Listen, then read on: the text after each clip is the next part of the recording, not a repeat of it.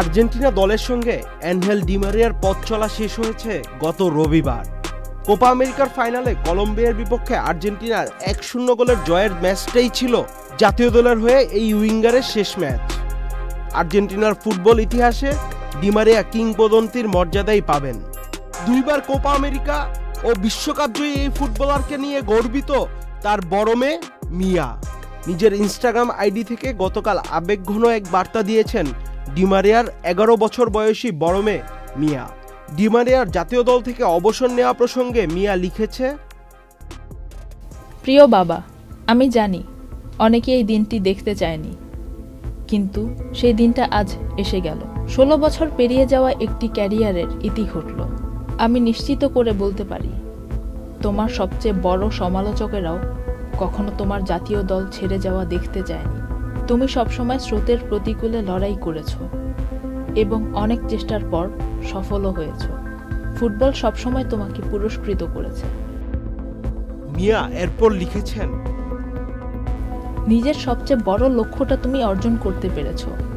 জিতেছ বিশ্বকাপ এবং আরও অনেক শিরোপা, সর্বমোট 34টি। জাতীয় দলে এবং বিভিন্ন ক্লাবে তুমি অবশ্যই বড় ছাপ রেখেছ। ওয়েম্বলি, মারাকানা, কাতার, 3টি জায়গা অবশ্যই তোমার জাদুর সঙ্গে স্মরণীয় হয়ে থাকবে। দুঃখ ভারাক্রান্ত হৃদয় নিয়েও অনেক ভালোবাসার সঙ্গে তোমাকে বিদায় জানিয়েছি।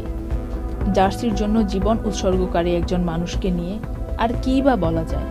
আমার হৃদয়ে তুমিই বিশ্বের সেরা বাবা ও খেলোয়াড়। অনুশীলন থেকে ফিরে তুমি যা কিছু শেয়ার করতে, সেই মুহূর্তগুলো এখনো অমলিন হয়ে আছে।